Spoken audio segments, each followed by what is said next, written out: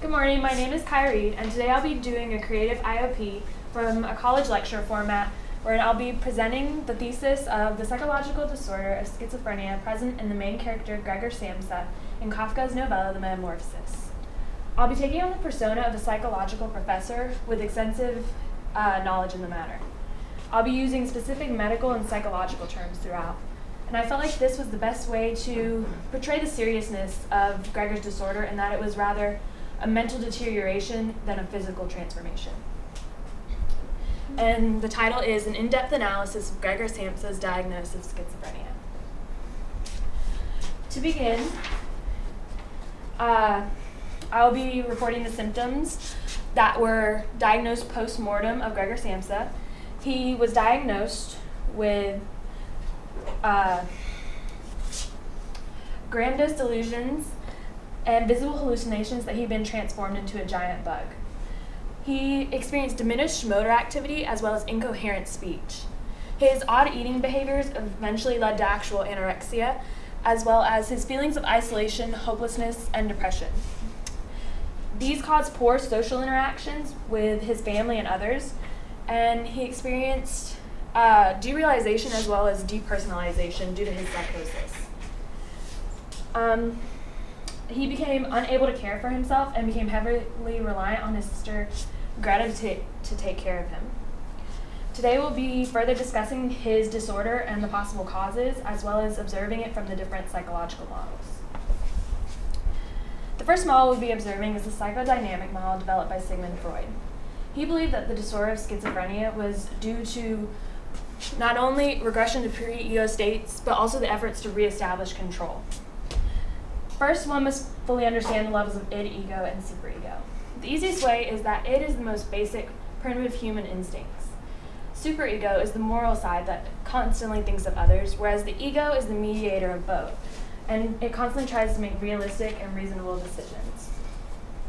So when Freud stated that those with schizophrenia revert to regression of pre-ego states, he's stating that they're making their decisions on id impulses. This is often seen with patients whose parents are cold or unnurturing. It was stated that for the first 14 days, Gregor's parents could not bring themselves to come into his room to see him. They neglected their son in his primary time of need and left him in isolation instead. We learned that Gregor was the main financial caregiver for his family, and despite this, his father was often hostile towards him as he envied him for being the dominant male provider of the family. Mr. Samsa was lacking in self-confidence, which would explain why he felt threatened by his son's superiority and masculinity over him. Gregor's mother was loving towards her son, but could only express this love through certain extents so as not to upset Gregor's sister and father.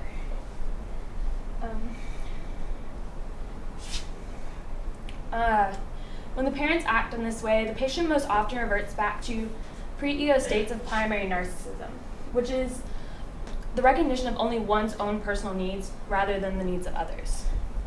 Gregor experienced this when he quit his job, unable to work after his transformation, causing his family to have to bring in the income for the first time. He began thinking of his own personal needs and how he felt rather than how his family felt, saying that at times he was not at all in the mood to look after his family anymore. This primary narcissism leads to symptoms of schizophrenia, such as delusions of grandeur. Once this happens, the patient tries so desperately to revert back to their ego state of mind that causes them to have more psychotic symptoms, such as visual hallucinations. Gregor presented a severe delusion that he found himself transformed in his bed into a horrible vermin, which is his interpretation of being transformed into a giant bug. His psychosis then made him think and act like a bug, as he truly believed he was one. His hallucinations made him see himself with tiny bug-like legs, an armor-like back, and a brown belly slightly domed and divided with arches into stiff sections. Gregor then employed the use of the defense mechanism disassociation to help cope with his disorder, thus furthering his psychosis. This is when the patient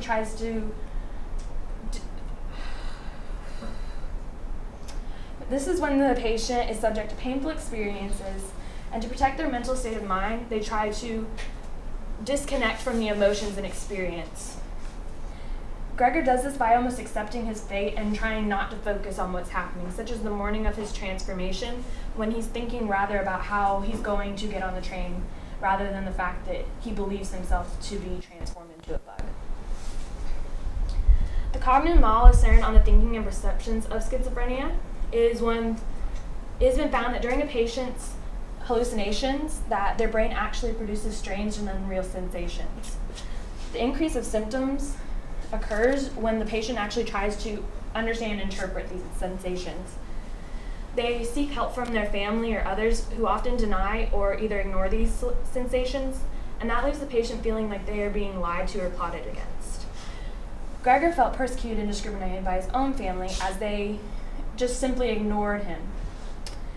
When his room was being rearranged, he realized that the changes occurring within himself and with his family made him feel as if he were being assailed from all sides. He felt as if he had no one to turn to, for even though Greta took care of him, she no longer had a personal connection to him anymore. These events progressed Gregor's already low self-esteem, and he most likely hallucinated himself as a bug due to the negative connotations associated with them. They're lowly creatures that always live at the mercy of others, constantly waiting for the shoe to drop. And this was much how Gregor lived his own life, and as his stress mad, these symptoms only increased. His hallucinations and delusions helped him to cope with his reality and his inner feelings towards himself. The next model is the biological perspective. The first idea is that the disorder of schizophrenia is contributed to genetic factors, yet none of this was present within Gregor's family. Abnormal brain structure is another theory in the biological perspective.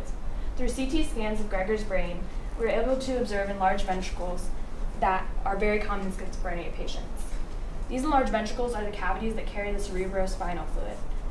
Those that experience this are often more likely to experience symptoms of poor social adjustment, such as Gregor did when he became secluded and lacked human contact after his transformation.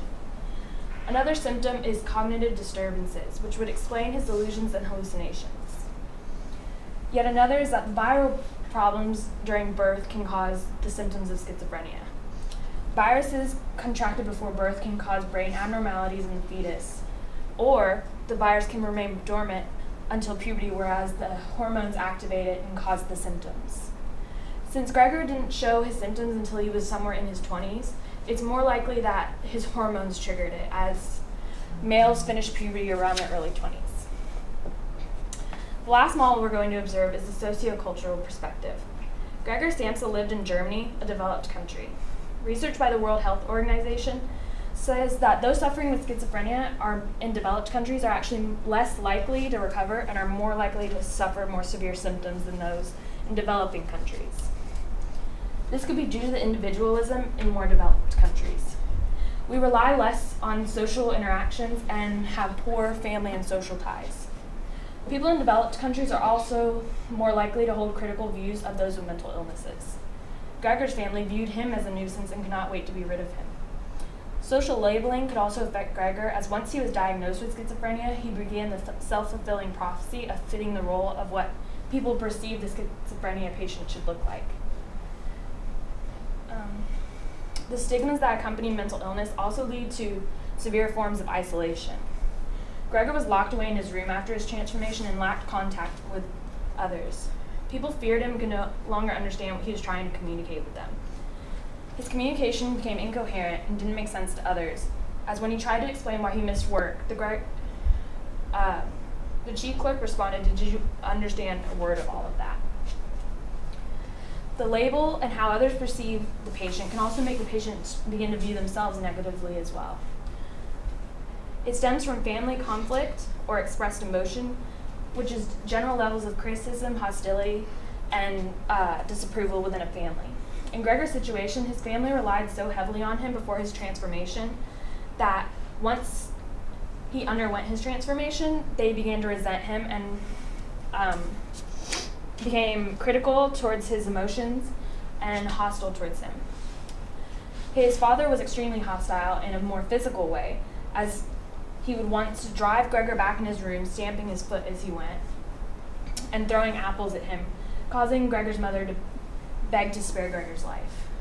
Greta was also hostile in a more simple way, as she wanted to get rid of Gregor towards the end of the novella, as she felt he was a waste of time and that he was causing more issues for the family and was becoming a burden. So our overall analysis is that due to the severe symptoms Gregor experienced, he was unable to overcome his disorder. He died from complications that could have easily been solved through either therapy or medications if he had simply had the family support necessary.